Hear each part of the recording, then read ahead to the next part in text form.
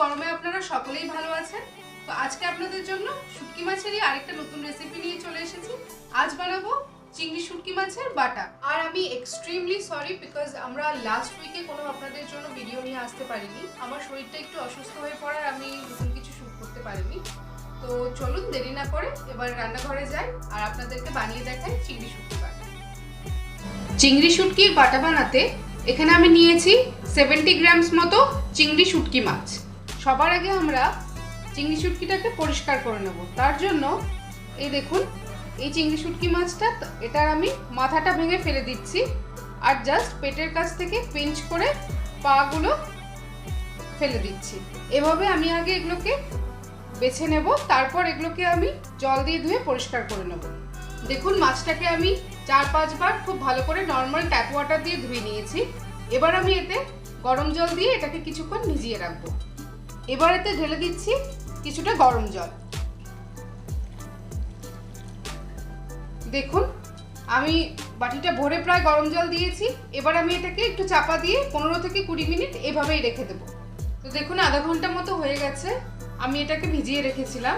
তো এবার আমি জলগুলোকে ফেলে মাছগুলোকে তুলে নেব।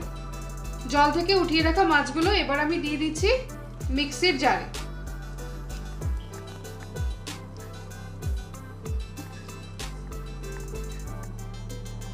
এরই সাথে অ্যাড করে দিচ্ছি 40 গ্রামস মতো রসুনের কোয়া। তার সাথে অ্যাড করছি 1 টিস্পুন মতো কালো জিরে। এবার লিডটাকে বন্ধ করে এভাবেই এটাকে আমি পেস্ট বানিয়ে নেব। তো দেখুন, সেমি পেস্ট করে আমি এর মধ্যে এবার অ্যাড করে দিচ্ছি কয়েকটা কাঁচা লঙ্কা। শুটকি মাছের ঝালটা বেশি হলে খেতে বেশি ভালো হয়, তাই আমি 6-7টা মতো কাঁচা লঙ্কা অ্যাড করছি। আপনারা চাইলে কমও অ্যাড করতে পারেন।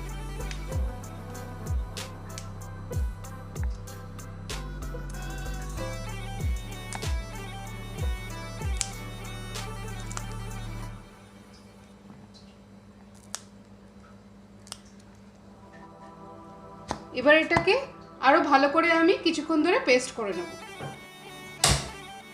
গ্যাসে বসিয়ে আমি কড়াই গরম করে নিয়েছি। এবার আমি এতে দিয়ে দিচ্ছি সরষের তেল।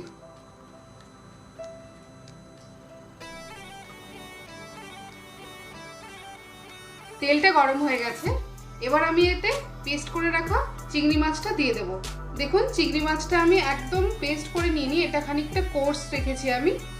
তো তেলে এবার আমি দিয়ে দিচ্ছি মাছটা।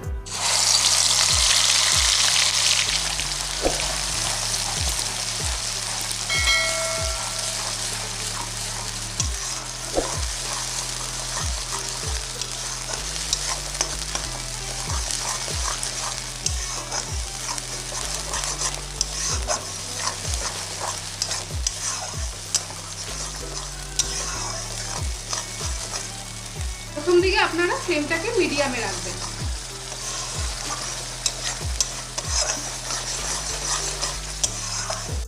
এখন আমি এতে অ্যাড করছি 1 টিস্পুন মতো লঙ্কা গুঁড়ো। এটা টোটালি অপশনাল, আপনারা স্কিপ করতে পারেন, তবে আমি ঝালটা বাড়ানোর জন্য খানিকটা এক্সট্রা লঙ্কা গুঁড়ো অ্যাড করছি। আর এতে একটা সুন্দর লালচে কালারও আসবে।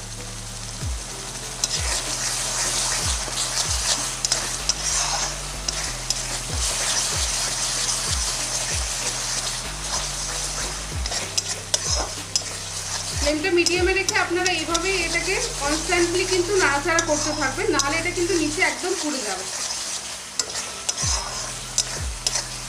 বাটার যে এক্সট্রা জল ছিল সেটা কিন্তু পুরোটা শুকিয়ে এসছে।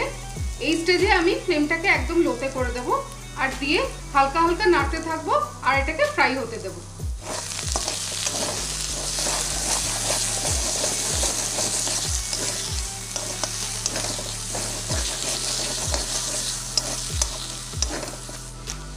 দেখুন, 5 থেকে 7 মিনিট হয়েছে, এটা এভাবেই ফ্রাই হচ্ছে। কালারটা অনেকটা ডার্ক হয়ে এসছে। আর আমাদের 5টা মিনিট মতো ফ্রাই করলেই এটা পুরোপুরি রেডি হয়ে যাবে। এই সময় আমি অ্যাড করে দেবো সল্ট।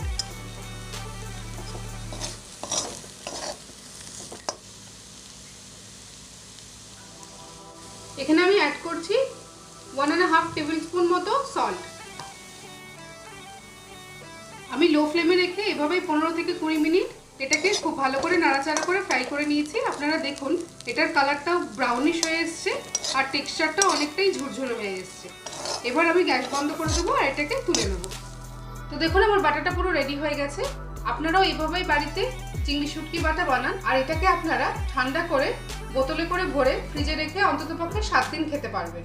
তো আপনারাও এই রেসিপিটা বাড়িতে ট্রাই করুন আর আমাদের কমেন্টসে জানান যে আপনাদের কেমন লাগলো রেসিপিটা। ভিডিওটা যদি আপনাদের ভালো লেগে থাকে তাহলে প্লিজ লাইক, শেয়ার আর সাবস্ক্রাইব করতে ভুলবেন না। পরের উইকে আমরা এভাবেই আরো নতুন কোনো রেসিপি নিয়ে চলে আসবো। Till then keep on